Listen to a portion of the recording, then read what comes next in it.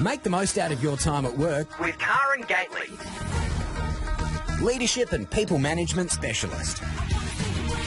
After a fortnight off, Karen Gately, welcome back to the show. Do you get productive over long weekends? Yes. I'm suddenly feeling a bit guilty though because managing balance is also a priority. Yeah. But yeah, absolutely. Every now and again, it's just great to really get ahead and feel on top of things. You put the rest of us to shame. Hey, Karen, this morning I want to talk about the power of language because I think never before have the power of words been so apparent right throughout society. But when you boil that down to a workplace, that continues to be incredibly true. Absolutely.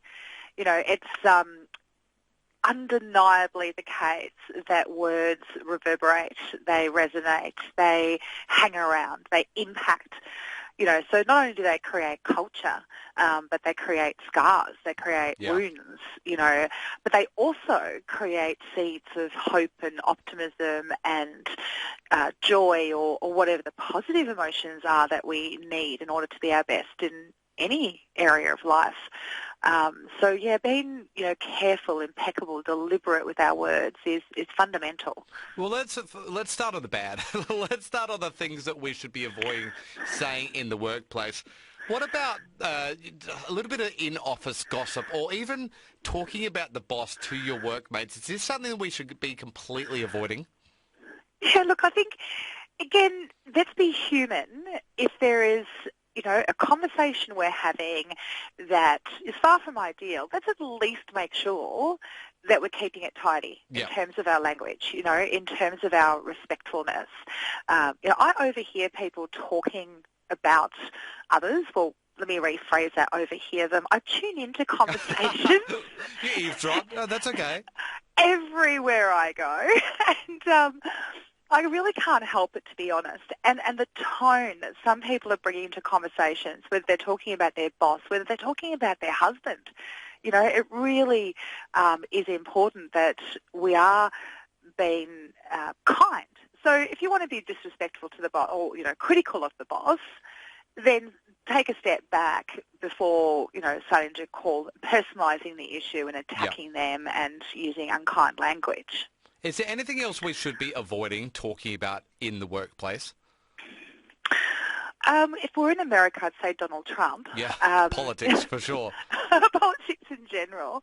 But look, I think, just getting into disrespectful, gossiping, undermining, bullying kind of behaviour is draining for everybody. Yeah. So if we're having those conversations, they're more likely to impact us, they're more likely to kind of hang around as an issue, we're more likely to feed it. So again, the other thing I'd say we shouldn't be just saying in the workplace are negative things to ourselves. Yes. The internal dialogue So around, true. oh, you're such a fool, why'd you do that, you should have known better, come on, you're better than that, all of that stuff. Let's just cut that out and we'll have a much better chance of actually achieving what we need to as an individual and a team. Well, let's figure out how we can then replace that with positivity. How can we change our workplace culture just by changing our language? Well, it's so powerful because our language is reflective of our mindsets and our emotions. Our mindsets and our emotions, underpin our behaviours.